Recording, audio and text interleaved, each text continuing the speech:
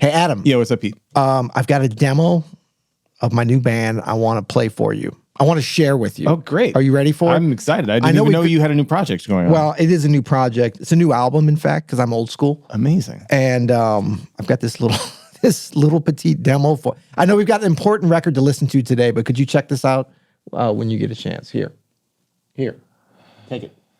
Love it. Enjoy it. Live it. We're going to do this again, are we?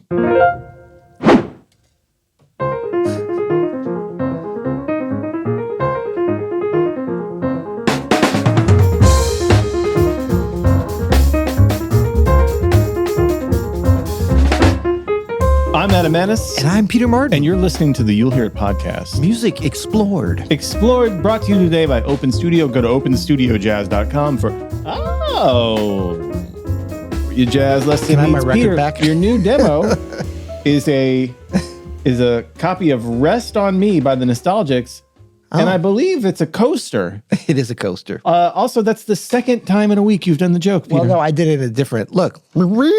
Came out of the CD-ROM drive. Imagine that. Caleb, CD-ROM. We're going to be dealing with this for quite a while. You know that, right? Do you remember when CDs... This is not a CD, but it's a platter. It's a platter-like music device. It's a mini LP that's actually a coaster that Dan got for us. Yeah. Do you remember when there was different kinds? You had a CD-RAM. I You do. had a CD-ROM. Yep. CDR. CDR. Yeah. Which stood for I don't know. recordable, I believe. It does. Remember how some of them were read-only? Yep. Which is confusing because that was probably CDR as well, right? Did you ever have a keyboard with a floppy disk? I had a little Roland with I believe it was a 3-inch floppy disk, 3.5-inch floppy disk. Which was not floppy. No, it was stiff. Right. The actual floppy disk, like on the Commodore 64, those you could use like a fan in church. That was right. Yeah. Those had about 16K worth of memory on it. If that. Right. Yeah. If you're just joining us for the first time. It's Tech Talk with Tech Peter Talk and Adam. Man, we are getting dangerously close to two gentlemen that we've been compared to a lot. We've never talked about this. We've never actualized it in our relationship. What? Click and Clack. Click and Clack, the Tappet brothers. Do we even want to admit? R.I.P. Click. Yeah. Really? What's it? Oh yeah. One of them passed away a couple years ago. That's an amazing show. This Car Talk and NPR, for those kids who don't know, maybe the greatest two-man radio show in the history of radio. It was two. Well, there's Bob and Ray. That's going back a little longer. No. Jack Benny and the other guy. Was superior.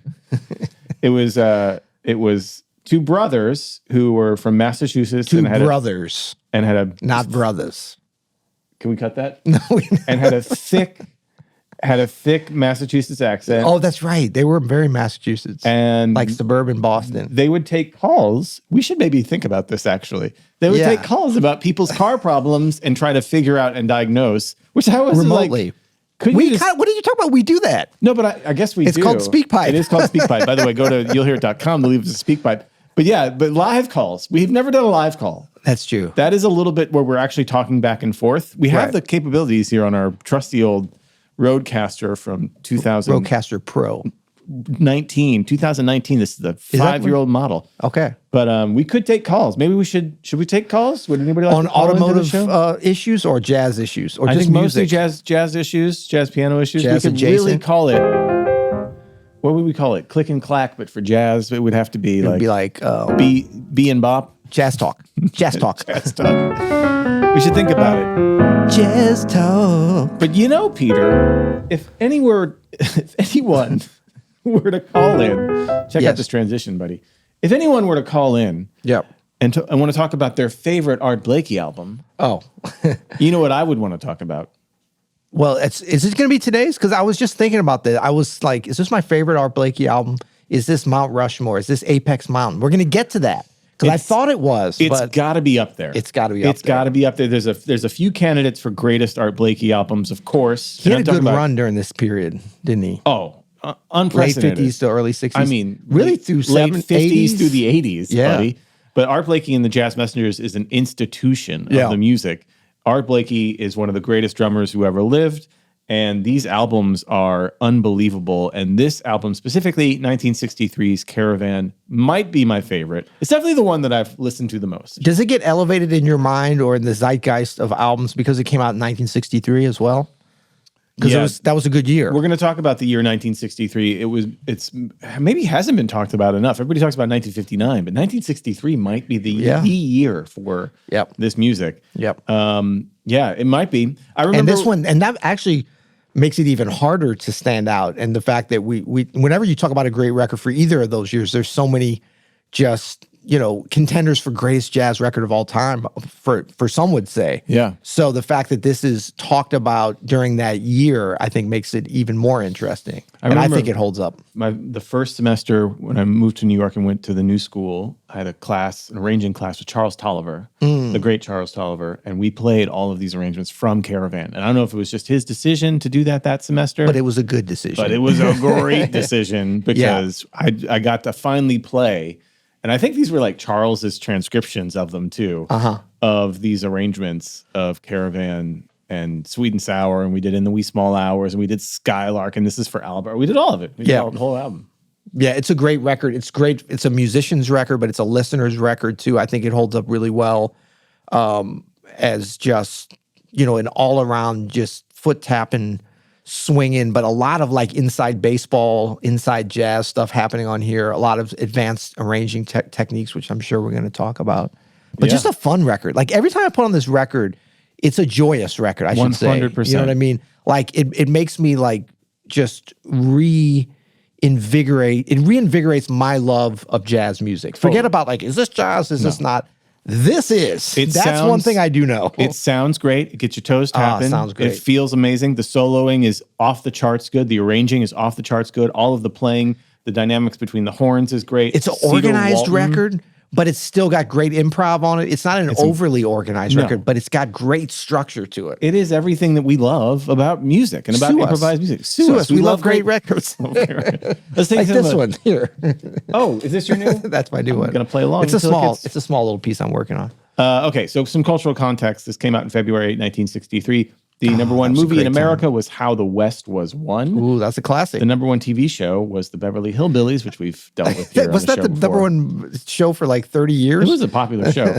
The number one song, I love this song. You've Really Got a Hold on Me by the Miracles. I feel like that could be on one of your. That's right. On one of your a little demos. 45, a little 41. And the number one album was The Beatles. Please Please Me. Their debut album was number one. So we are entrenched into the rock and roll period here. We are getting there, which is interesting.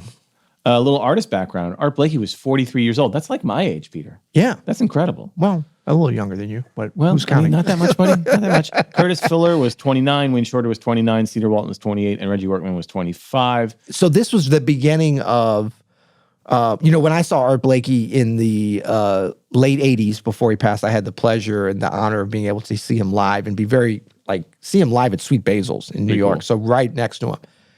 And of course, then he was he was known as having young bands. He had Jeff Keezer in that band. I think Benny Green had been in there right before. Of course, Wynton Marsalis, Branford Marsalis, Kenny Garrett. I mean, all the Terrence Blanchard. Like it was kind of like the Betty Carter situation, and that he had people much younger than him. But I never thought about this period. He was already a little like he kind of had young players coming up. In fact, I was just thinking, should I play this now or should we wait this little interview that we found here?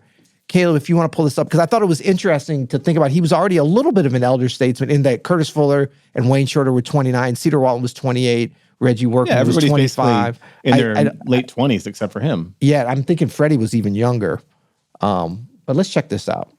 Boom. Band leaders. See, because around, and especially in the States, there's 52 weeks a year, you see. Now we have to, every 10th or 12th band the man has in the club is a winner. He makes money. But all in between, he doesn't make money. So the clubs begin to close. So we needed more stars, more bands. So we began to put men out and get their own groups. And that's the way the Jazz Messengers started. See, and now it has become an institution. See, out of that, we make stars. We make band leaders. We don't, this is my thing, to build them up. I'm not an organization like Basie or Duke. If a fella has got it, young man's got it, I believe in putting him out there. Because I worked in the big band and I never got nowhere. And this thing, you're buried. And I think the young fellas should have a chance and get out there and people like new faces. That's so that great. apprenticeship philosophy where Yeah. a somewhat older musician is going to have a band of younger future stars Yes. and give them the platform that is going to launch their career. It's still being employed today. Not as much, but Not as people much. like Maybe we Christian, need it. Christian McBride still does He this. is- And I don't he's know how doing it. Christian McBride does everything he does because he still has bands of His 5 people bands. his age. Right. But then he has like 3 bands of people younger than him. Right. Of different, of different genres almost. Right. Where he's putting out music for them to be featured. And that is in the tradition of Blakey, of Miles Davis, of Freddie Hubbard, of really all of the people that came from this generation. That's what they did. They used these younger, and even for us, Peter, we both came up here in St. Louis in the Willie Aikens school. That's right. That's all Willie did. And Yep. from his 30s on is hire basically teenagers, whoever were the top teenagers in St. Louis to be in his band to the early 20s, Right. Low And- bar, but Yeah. by the time we came along, No. But that's, it's not on the level of Blakey, but it's still like a very cool it was, yeah. mentorship where it's like you get on a real gig with a real player who's going to tell you how it is and how the music is supposed to go, and you learn a repertoire and all that stuff that that I think, it's not, I hate to use like it's missing or it's whatever, but it is something that was very cool about that time. Go That yell you- at the cloud. Don't tell me. No, Go yell that at you the cloud. don't get as much if you're just building your career on Instagram, like to just spend a couple of years with someone who's been around for 20 years. Yes. And learn from them. And also, by the way, get in front of ears and eyeballs of their big crowd can be very advantageous. And I love the way Blakey said, I'd never seen this interview, but the way he connects it with like, he's like, I'm making stars out here. Yeah, it's great. I'm helping the clubs, clubs. have some killer, what did he say? Killers or some stars or whatever. It's really, that's fascinating. Isn't It really is Yeah. fascinating, like how much self-awareness and how clear he was about how this was going and the connection with the big bands. So I believe Art Blakey came up with Billy Eckstine big band and some other. He was a big band drummer. You Yeah, can hear that you on can this hear it, record. yeah. Well- But he was also a connector between Max Roach and that whole tradition. And he's just the genius of the drums. But to be reminded and to learn that he was a genius of band leading and like promotion of the music. I think that was also his thing about like having arrangements and like having the shit organized. Like Art Blakey was very much about that. I know people that played with him and like people kind of thought he was, there's always that thing because like you're a drummer, band leader, there's this question of like, what is the vision? You know what I mean? Yep. But if you think about it, like Tony Williams' Lifetime band and his later bands with Mulgrew Miller and, when I got to see him live, incredible bands, and I think a lot of that tradition and confidence comes out of the Art Blakey and the Jazz Messengers tradition. Well, even the name of it. Like who's had a cooler name for a great band name. before, It's a great name. And had many iterations with all these stars. So the future stars here in this current lineup, Freddie Hubbard on the trumpet, Curtis Yep. Fuller on the trombone, Wayne Shorter on the tenor saxophone. This is, again, right before he joins Miles' band. Yep. Cedar Walton on the piano and Reggie Workman on the bass. Stars. All 5 of those have become legends. Yes. Now, at this point, like they're all legendary on their instruments. Fun fact, and we can wait as a little bit of a teaser to the very end. We have some fun stuff happening after the end credits. Only a couple people picked up on that last time. Well. you're not for this? You are for it. I don't understand. If you're not for it, you're against it. There's some things about this show, Peter, that I just don't understand. Well, no, we want to invite folks to stick around to the very end because we're going to answer the question that I think you don't even know. The musicians you just named, those 5 plus Art Blakey, so 6, right? It's a sextet. Of those 6, How many fingers do you need for that? this minute I've got one more to show you, Adam, but I won't do it right now. No, out of those 6 musicians, one of those I have recorded a record as a sideman. No. Yes, but we're not going to tell you until the end because you don't know, do you? You're going to guess at the end. I and then hope I'm it's gonna Wayne, but I don't know. Yeah. Okay. Anyway, stick around to the end. Okay. My little small connection with this record. Amazing. Let's listen to the opening track, man. Sounds good. That's Caravan, right? That is Caravan indeed. Title track.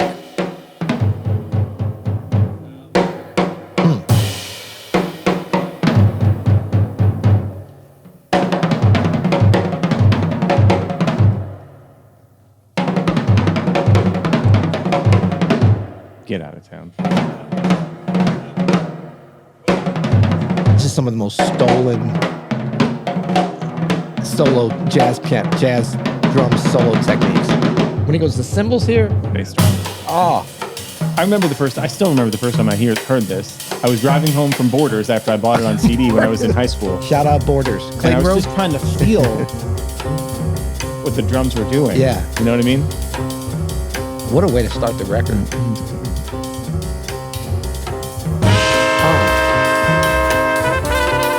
This is a Freddie arrangement, right? I believe this is a Freddie Hubbard. Hubbard arrangement. I have forgotten all of the arrangements on this. I used to play these in different bands over the years.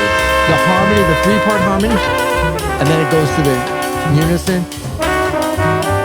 Right here. And this little... And this is what you hear Blake is a big band drummer.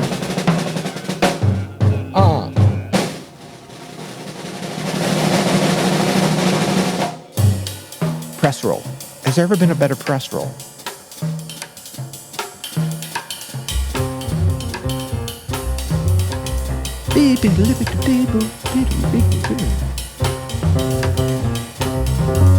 That tritone.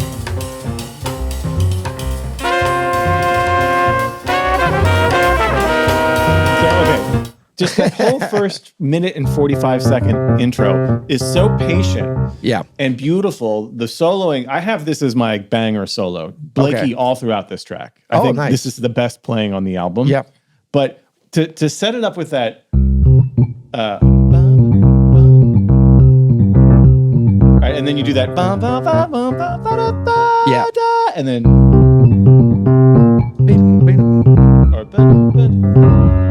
thank you. Yeah. Is it first? Yeah, I think so. Yeah.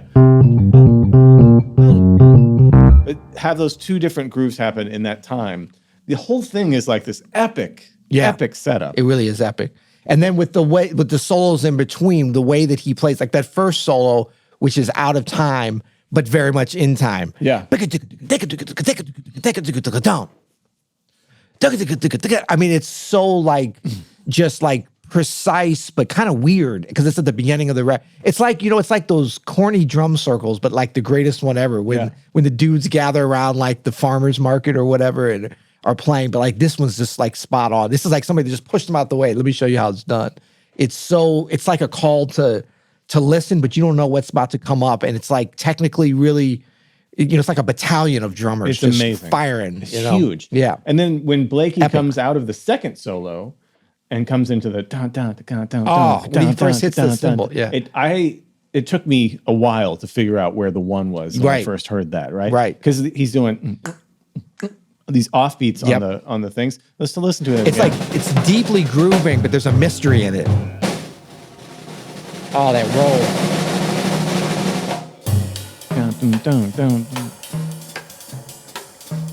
Boom, bing, boom, ging, boom, ging, boom, ging, boom, ging, boom, ging, boom, ging, boom, ging. Yeah, the polyrhythms are off the charts. Man, it feels And the amazing. cymbal, the bell stuff. Yeah.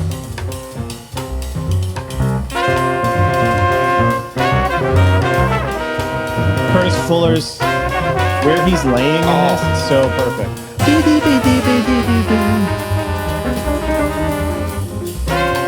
Oh, and they go from the groove. Is that Afro-Cuban groove? Would you call that? Whatever. 6/8. Yeah. Right to the swing. No And then problem. this. Oh, and then. So the trombone has the melody. Freddie and Wayne playing that kind of bebop line.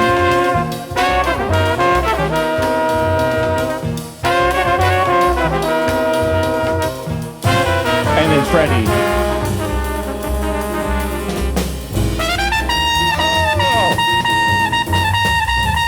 Stanky.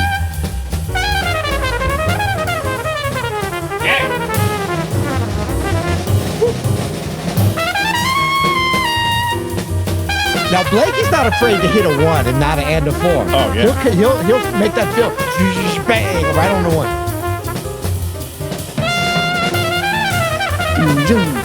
Yeah. He's just dropping bombs. Obtrusive AF. But the dude, But I get it Nasty. though. I mean, he's 43 years old. You're Yeah. playing with a bunch of young cats. I mean, you just did this album with Sarah Hanahan. Right. And not that you guys aren't fiery, but having that youthful energy brings it out. Wayne coming out of left field. This is the opposite. He's played one note so far. Freddie had already played 3,000. But then Wayne gets in there.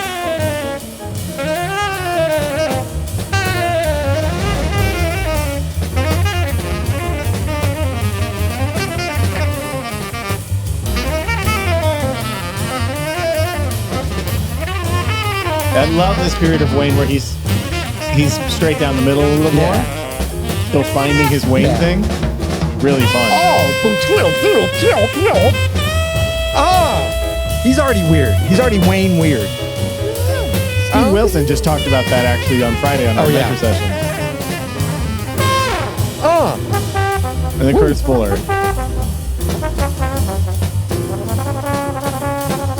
Just bringing fire.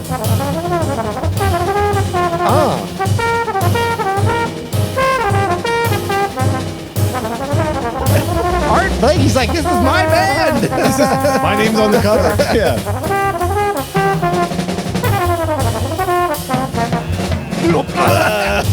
I forgot this is it's a drum solo. The whole record, there's a whole track. I think we know who's getting the Oscar Peterson Award.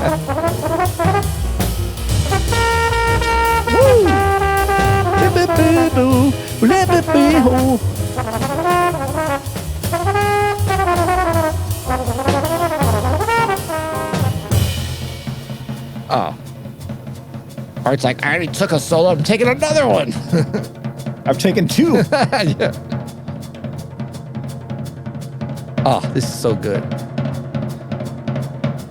This reminds me of like a battalion of like one guy's doing this and the other's over here, and it's like they're marching along. Oh, then he's breaking it down. Oh, the tuning on those toms. Beautiful. Damn, that's influenced a lot of cats. The reverb of this space. Yeah. And that over the bar line. It's a Blakey thing. Yeah. Yeah. And that hi-hat is just like perfect. Yeah. I mean, it's just like automatic. It's like stuck. I think he has it on AI, that hi-hat. You hear the bass drum feathering the whole time? Yeah, but it's...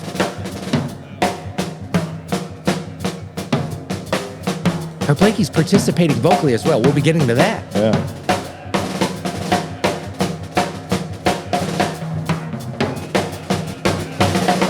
Oh! Nasty. Man. You know who we passed the Shit is baton hard. for this kind of soloing to? Pearl and Riley. Yeah. Oh, man. Yeah. Well, it's just like straight, especially the tuning of the drums. Perlin is like a snare drum and technique. You know who was really an expert on this as well was Montez. Yes, Coleman absolutely. really knew Montez, this was his guy. Yep. Yeah. Greg Hutchinson, Ulysses Owens, for sure. Yeah. Brian Blade, big Art Blakey influence. That's not feathering, that's playing the bass drum. Is that feathering? I mean, compared to how loud the snare drum is, yes. I know. Woo.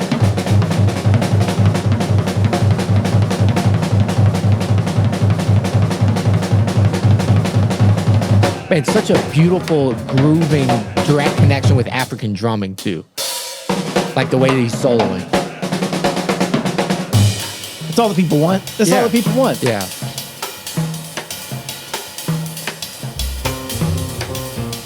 It's like the people's drumming. He's the people's drummer. Big ideas. Yeah. It's as good as it gets. Yeah. It's a really great arrangement. And they go back to the deuce. Oh, We'll do it again. of course.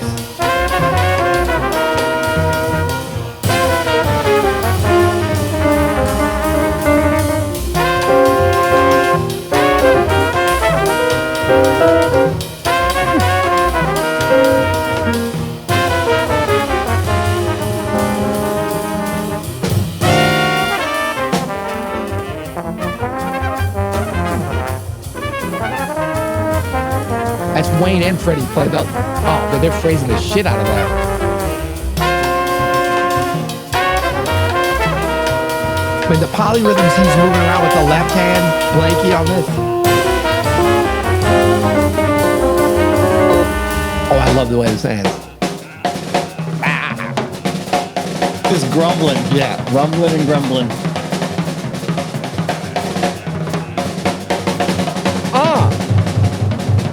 It's relentless. Damn.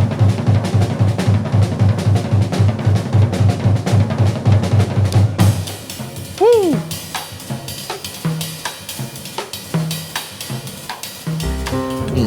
Doom, Back to the original fit. doom, Yeah. doom, Doom. doom, The doom. back of that shorter figure. To the. We're just playing it in a mirror image.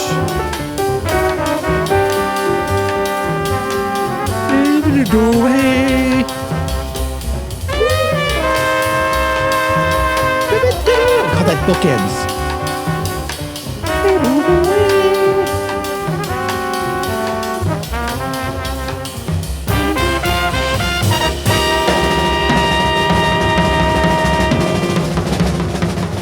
Not done yet.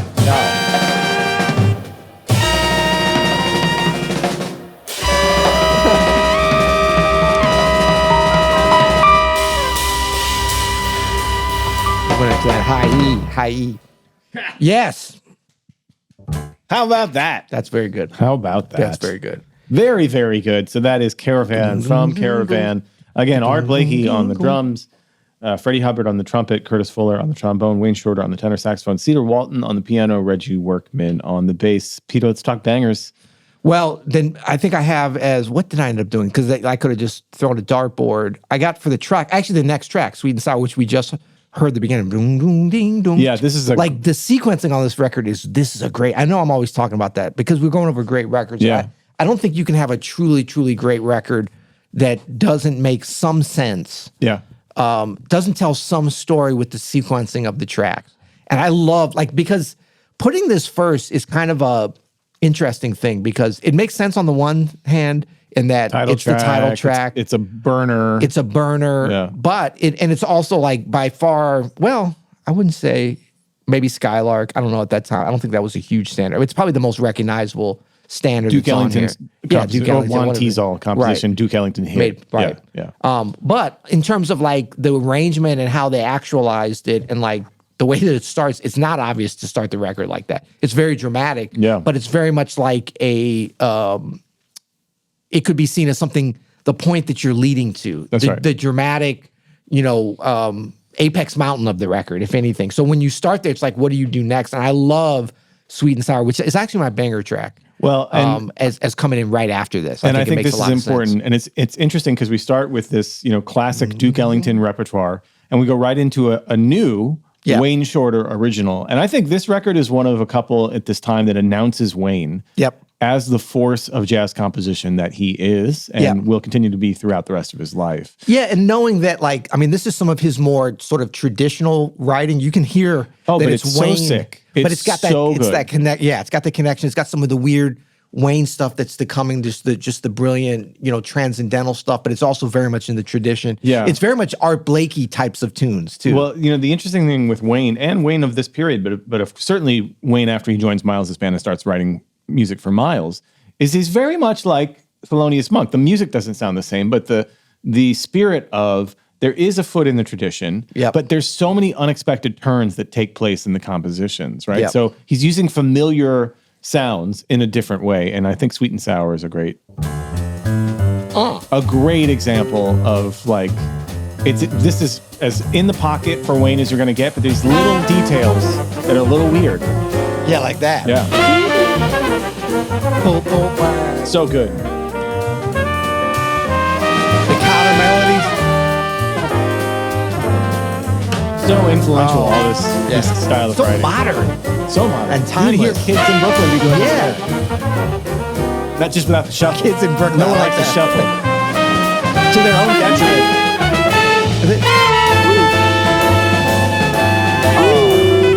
But man, the balance of this tune,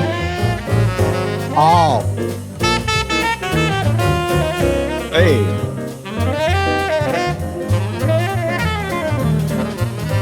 Cedar Walton might be in contention for that same award with Blakey. And Wayne. I just want to put a little bit of love on Cedar Walton's chord voicings here. He has the greatest rooted chord voicings of all time. He's just got this beautiful mid-punchy voicing style that is addicting. Right. Blakey, well, the whole rhythm section plays the arrangement of this tune throughout the solo, which is great. Like they're always marking the rhythmic. I love. We got a Blakey click there. Did you hear that? Yeah. Oh yeah. I can't even do it with my tongue. Right. Yeah. Like they always come back to that, and this last rhythmic riff.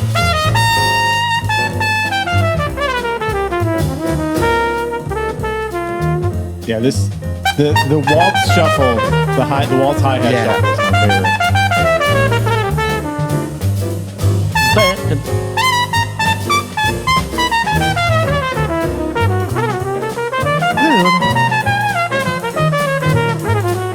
I forget how original Freddie's phrasing was already then, because he's copied so much after this.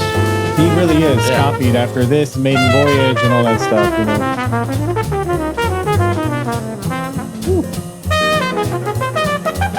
Oh, Hey! he had so many little things that he liked to do. Yeah, if you're a young piano player or a new piano player, learn Cedar Walton's comping voicings here. Woo. They are so incredible. I might do something on this. He was 23. Freddie? Yeah.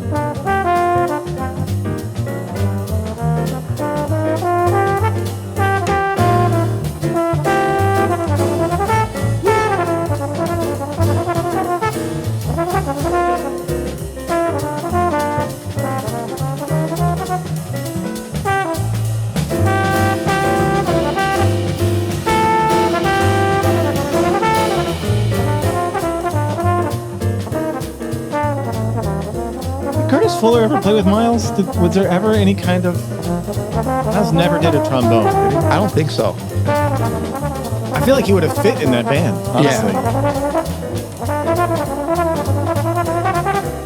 Like he could have taken the cannonball role in Kind of Blue a little bit. Right. Yeah, totally. What ifs? We should do some what ifs. What if? Active mixing right there. Yeah. Pull the piano up.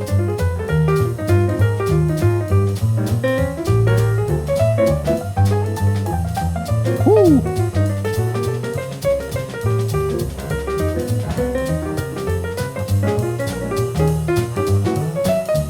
Hey.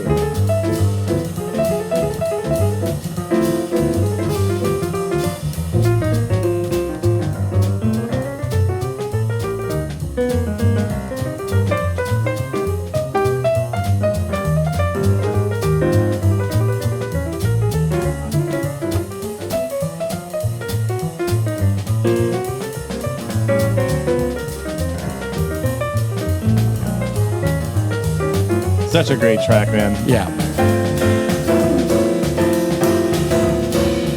I love that. Yeah, yeah. And your solo's done.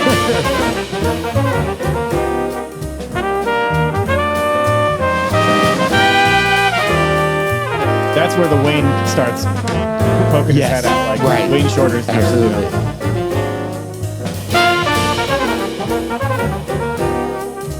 And then the first half of the tune could be Bobby Timmons. Yeah. You know? But that's Wayne.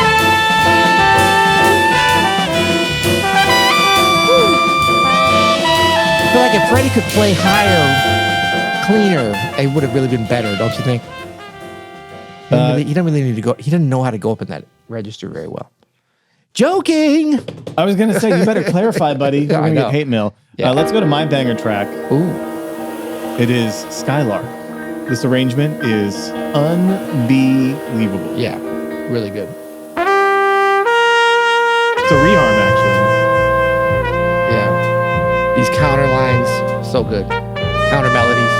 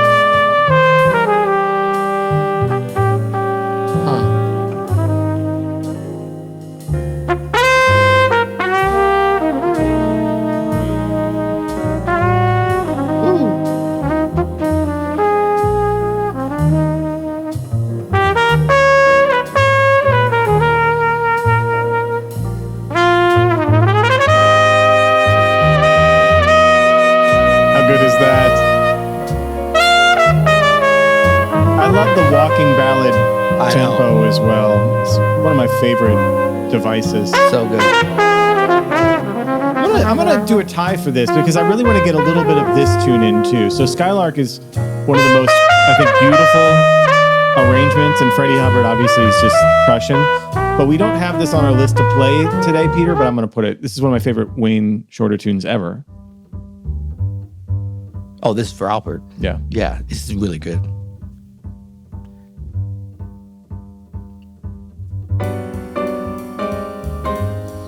Little piano playing the melody first. Nothing wrong with it? Actually, just part of it. Hinting at it. Yeah. Whispering. The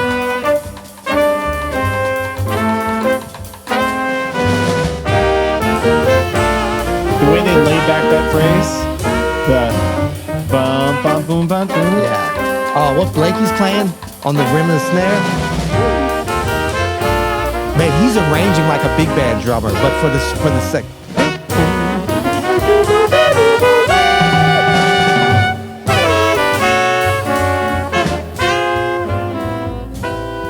The whole tune is one. Is everybody kind of playing with the melody, including Blakey?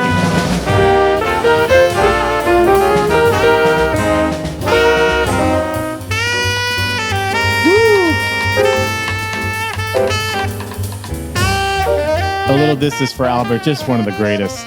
Peter, what's your? You know what? This is a good. I don't totally remember the tune, but you got.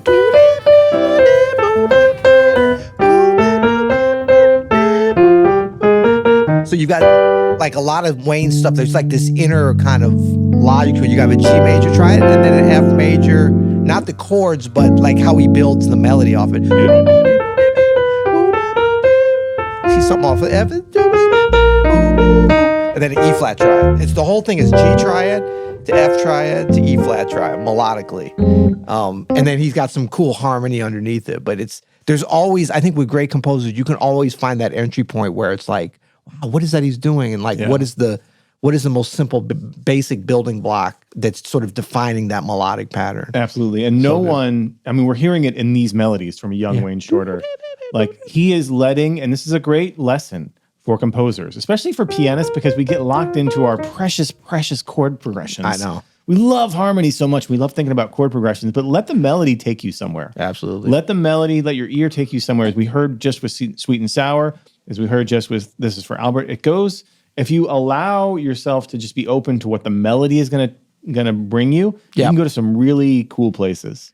Yeah, and then we should have noted this earlier, but of all the musicians that are on this record, only Reggie Workman is still with us, but he's still with us. Yeah. Everyone else, of course, Wayne recently passed. Curtis Fuller just a couple of years passed. Yeah. And just wanted to point that out. So big shout out Reggie Workman. Oh, man. And he's still a force of nature. I got to spend some time with him at the New School again. He was teaching there and took a couple classes with him. And just to have him around was like such a treat.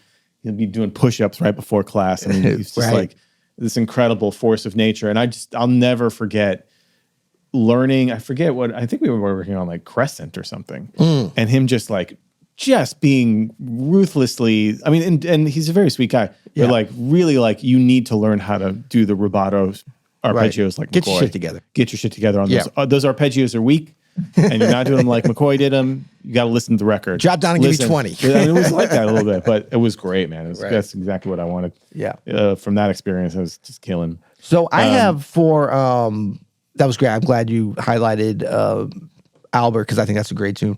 For my solo, my banger solo, which I believe is our last banger, right? We got everything else, is on Thermo. I love this tune. Freddie Hubbard, had a bunch of great tunes. I don't know why we don't talk about him, or we're going to talk about it later on this, because as a composer, really great. You talk about ergonomic tunes, fun to play. Absolutely. Fantastic. This is a tricky one. Thermo. But I think Thermo his solo on this is incredible. Let's check it out.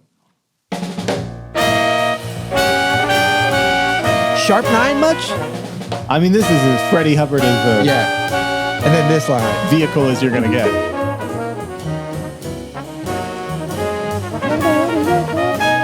Pentatonic? Then write some shit that only you can execute on as a trumpeter.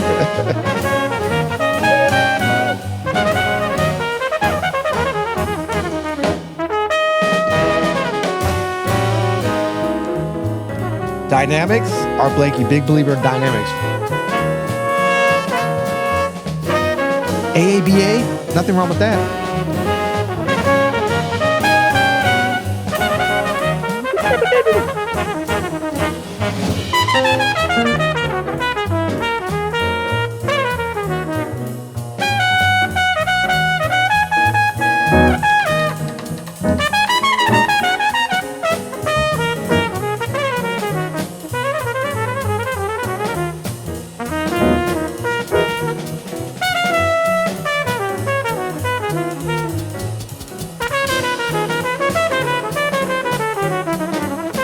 Ha.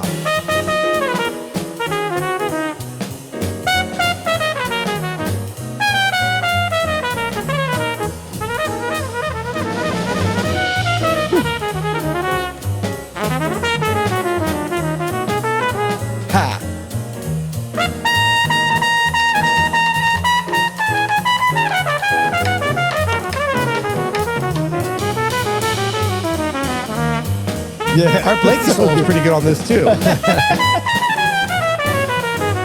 It's just all classic Freddie stuff, right? Gosh.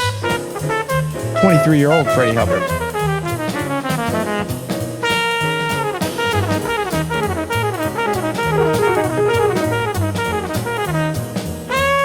Hey.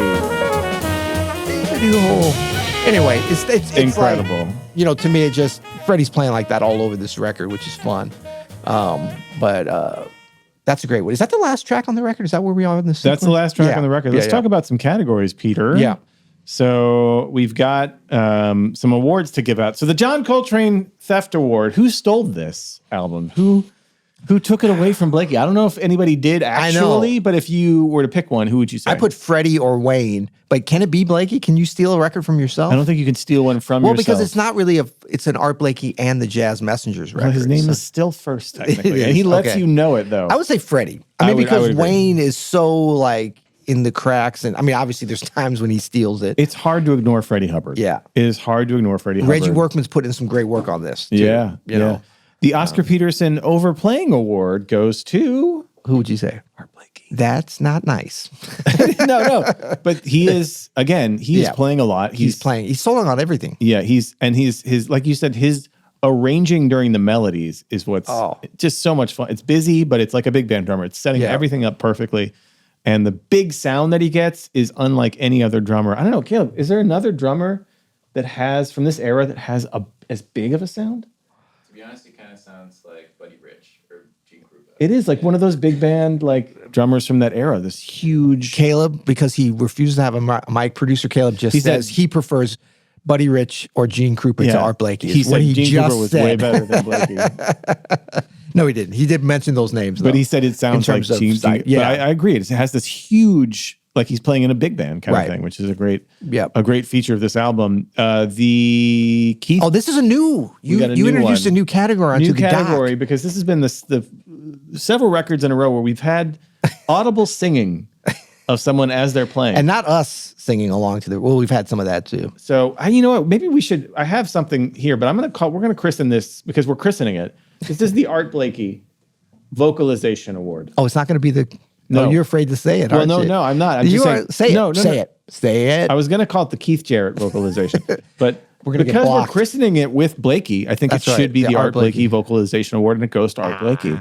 You can hear all the rumblings of the like, yeah. And he's got this like deep gravelly voice that gets caught up in there. We're going to hear some, of course, from Keith if we ever listen to Keith. We never will, because we will get blocked. We will get blocked. But you could, of course, hear this in people like Art Tatum, Oscar Peterson. You can hear this all over. I don't know why piano players, but drummers too. Too. Yeah, some drummers. So we'll keep that vocalization award.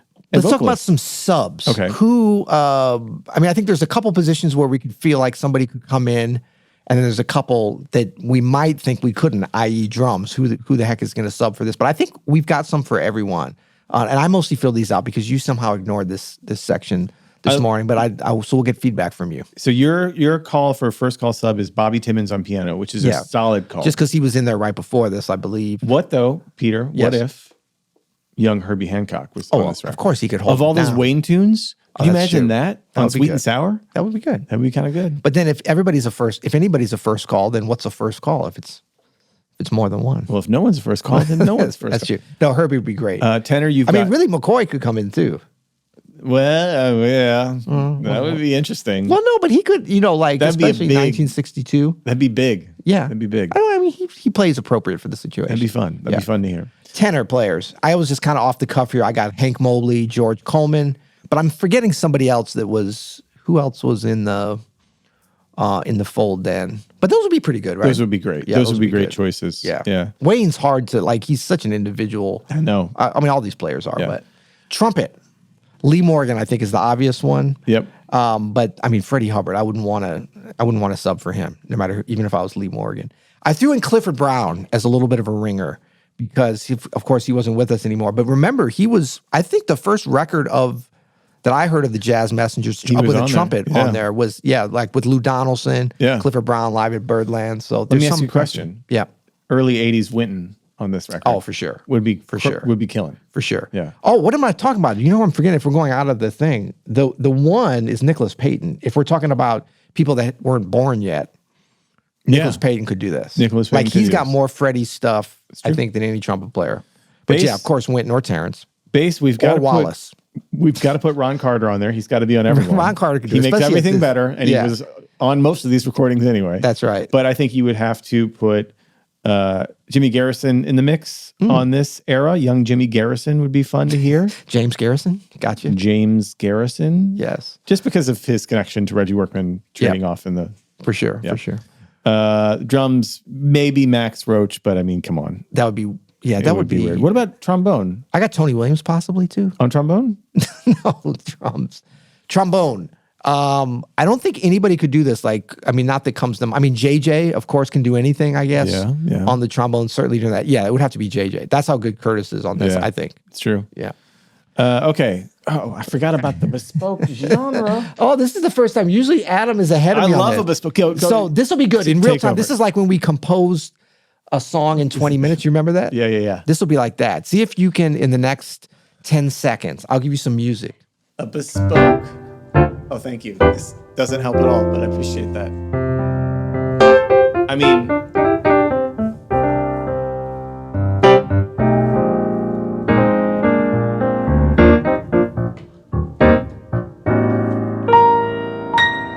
I don't know why I'm playing this. okay, I don't have a good one for this. I do feel like.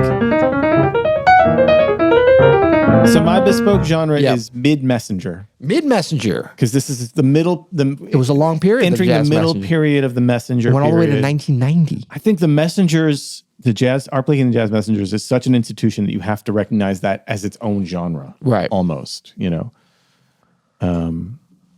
Okay, well, I'm going to amend mine in real time. I had Swaggy Swang, but I'm going to change it to Swaggy Telegram Swang. Why Telegram? Because Messenger, at that time, a telegram might have been a way that you delivered the shit.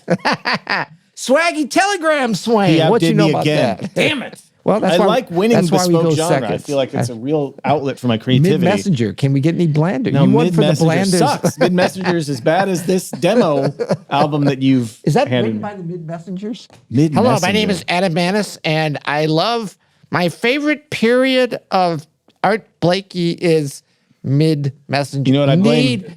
Need, Oh, Caleb's right. Mid means like kind of bland. Need oil. Okay. Need oil. You know what? I'm going to blame the background music that you were playing, Peter, that it was just so mid. So mid.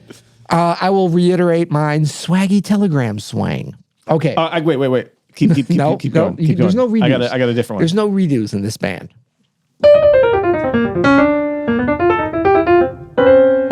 All right. Another bespoke genre? Yeah. Hit hop. Because of all the hits that are in these arrangements. Like all those like rhythm section hits that are underneath all of the melodies. Hit hop. Hit up. I've got a name for that bespoke genre called oversplaining. Okay. Okay. All right, move on to accoutrements. I feel like the cover. Caleb, can you put up the cover, please? Are we gonna rate it? Oh yeah, that's right. We're going to talk about it. It's coming. It's a coming. Caravan. Oh, they kind of stole our thumbnail design With the green outline. Yeah. outline. I think it's a really good cover. I don't think think it's a very good, super not great. special. Yeah, I think it's a B+. I think the Riversides are distracting, and all the stereos are also distracting. I think they were going for something stylized there, but it didn't work. I love the Kind of like hip hop.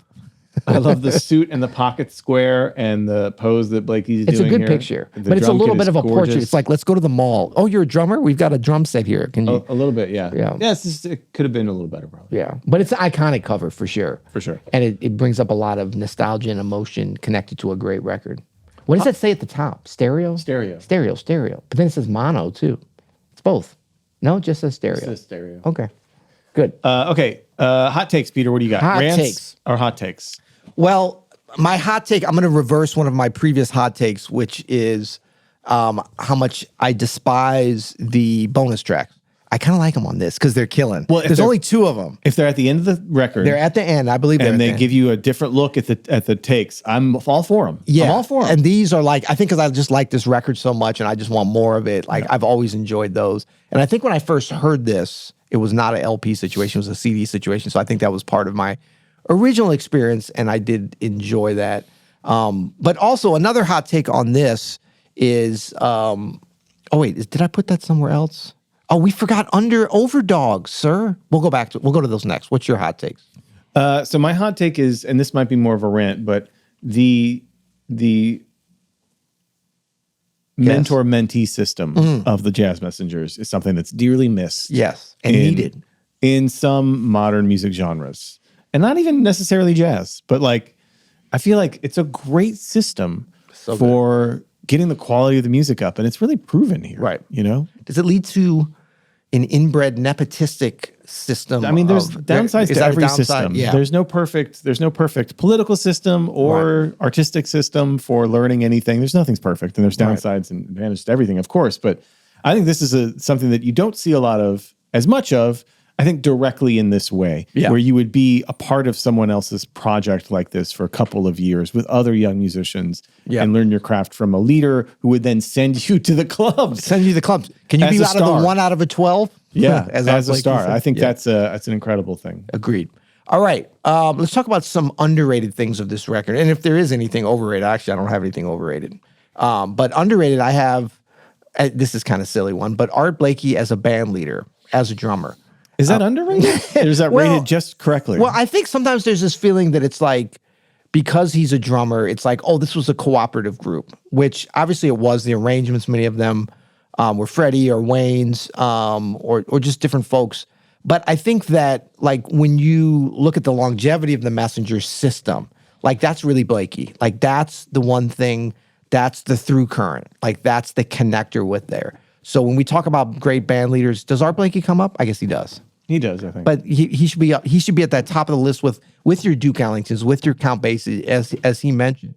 Because for small groups, I don't think it got any better than this. Of course, Miles Davis was a great band leader, but is Art Blakey any less of a band leader? He's right up there in the discussions, I think. Agreed. Yeah. Another underrated thing that you have here is heavy arranging, which I agree with. Yeah. I think it depends on the kind of music, but for this kind of straight ahead post-bop playing, I think having some really nice arrangements on these original compositions and covers is a really advantage to this record. Yeah, for it's sure. not just head charts. Like, they're playing a book. Yeah, exactly. And it's great. And it's like, if you're going to do a standard, they could have just got up there and played Skylark, and it's going to be Caravan, great. they could just go and done it. But I mean, I think what makes this album great is actually a function of the pretty heavy arrangements. Agreed. Underrated drum solos to start an album. It's not the first time it's happened, but every time it's done well, it's a fun thing. I right? love it. Yeah, it's an exciting start. Also underrated, Cedar Walton as an accompanist. Again, his chord voicings throughout this record are a thing of beauty to behold. I like the way you spelled that. You spelled it accompanist. You combine that could be a new word for us. Accompanist combined with pianist. I feel so bad about my bespoke genre performance that I'm trying to invent new words. That's good. That could be its own bespoke. I mean, this is stupid that I put it. Freddie as a composer, I think underrated. that is underrated. Maybe not talked about enough. I think it's not. He's not. I mean, we talk about Wayne Shorter. We talk about Monk as jazz composers. We don't talk about Freddie Hubbard as much, but maybe he deserves to be in that conversation with Herbie and Wayne and all those cats. Agreed. Underrated in general is Curtis Fuller is a friggin' monster. I know. I mean, what a player. Right. Really, really, And what not a just player. just because he's a trombonist. We're not just saying that. Yeah, not just good for trombone. We love you, trombonists. We really Exactly. do. But you don't get enough credit because Curtis Fuller is a total badass on this Total album. badass. And Killing it. yeah, Killing incredible. Is this album, Caravan, by Art Blakey and the Jazz Messengers, the apex mountain for anything? Are there any apex mountains achieved? This might be Blakey's Apex Mountain for me. Ooh, Art Blakey as A Art band Blakey leader. and the Jazz Messengers, or just Art Blakey, the drummer? I think maybe both. Maybe both. It's certainly for the Jazz Messengers. I think this is the best period for them, and this might be the best record in their best period. I think of course, there's arguments to be made Ugetsu. for. Yeah, of course, would Ugetsu jump. should be in The the next mix, and then record there's the after bands with the Marsalis brothers and Bobby Watson and all the late Yeah. 80s stuff was great. And Great the Clifford bands. Brown, Lou Donaldson. Actually, underrated bands in the 70s and 80s with Blakey, Yep. for sure. Like There was the Chuck Johnny Mangione O'Neill, band. Chuck Mangione. Like Yeah. there's all these eras that all have a different flavor and have some really incredible compositions and playing on them. And we should actually shed some more light on some of that stuff. Yeah. But I do think artistically, I think as for this thing that he was doing, this might be the apex mountain. Nice. Good. I mean, I'm not going to argue with you on that. Because it's like Freddie, as great as he's playing, you couldn't say this is his apex mountain. No. Or Wayne. Or Wayne. Maybe Curtis Fuller. It might be Curtis Fuller's apex mountain. Yeah. It's not Reggie Workman's. No. It's Solid. not. And beyond solid. It's not Cedar Walton's. Yep. But yeah, it might be Blakey's, Right. which is good. That's what you want from one of your most famous albums. Yep. Snobometer, Peter. What do you got? Snobometer. This is a tough one. How snobby is this album? I don't think it's super snobby. It's not as snobby as it could be. It's not out to lunch. No, You definitely know, not. it's not. So remind me, are we low? If it's not, is this 5? Is it a 5? If it's more snobby, it's higher. Okay, so I would say 5. I would say it's probably a 6. Oh, okay. 5. You give me that look. You got to go 6. went, oh, If I'd said 6, what would you have said? I was thinking it was. So you're saying a little bit on the snobby I side. don't just phone this in. Okay. No, but the only reason I would say a little lower, and maybe even lower than 5, is that if I were to ask you, you can pick one Art Blakey record to recommend to Aunt Linda. You're going to give it as a gift. It has to be an Art Blakey record, but you want her to enjoy it, not as much as her favorite, whatever her favorite thing is, but what would be the highest level that she could enjoy an Art Blakey record? It might be Live at Birdland. Ooh. It might be a little bit more accessible. Okay. Like if Is that? I think so. Maybe, Like okay. if it's Clifford Brown and let's say it's Sonny Rollins on tenor saxophone instead of Wayne Shorter, I think it's a little more accessible to Aunt Linda. Yeah. I think Wayne Shorter, I think Freddie are fire and playing some crazy stuff got you. that we love. Yeah. But I think that turns off some casual listeners. I think a lot of jazz snobs would be like, well, this record's not as good as what was it, Three Blind Mice, Blind Mice. which is Or good. Ugetsu, probably, yeah. This one's a little bit more mainstream. That's the only reason I said 5. I don't know. I don't know, man. This is pretty good. Yeah. Better than KOB. No. Kind of Blue by Miles Davis. I don't think so. Okay, no. I'm going to say no, but close. Close. Closer than most. Yeah, it's up there. Closer than It's up most. there, but I don't think it's better than KOB. Yeah. Well, this is good. This is our Yeah. first Art Blakey record, right? I think so. Yeah. And I'm glad we're starting with this one because this is my favorite Art Blakey record, I think. That's right. Yeah. That's good. Well, till next time. You'll hear it.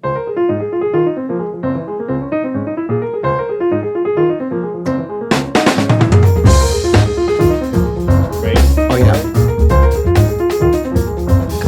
Coming back at you. Coming back. We're coming back. Oh, there we are. Wow, we look a little bit flat. But anyway, we have to answer the question. I want you to see who would you guess that I did a record with? Is it Curtis Fuller? It is. Can we go visual on this, Caleb? I got it. Would this work here? Look at this. I've never heard this record. Curtis Fuller in New Orleans. This was recorded in 2002. Maurice Brown on trumpet. Javon Jackson, saxophone. Peter Martin, piano. Bill Huntington, the great Bill Huntington. I believe a young Jason Marsalis. I've never heard this record. I will be listening to it, though. We should be We had listening such a to good this. time doing this. Curtis Fuller was in New amazing. Orleans. Wow. Yeah. Incredible. There you go. Awesome. Till next time. You'll hear it.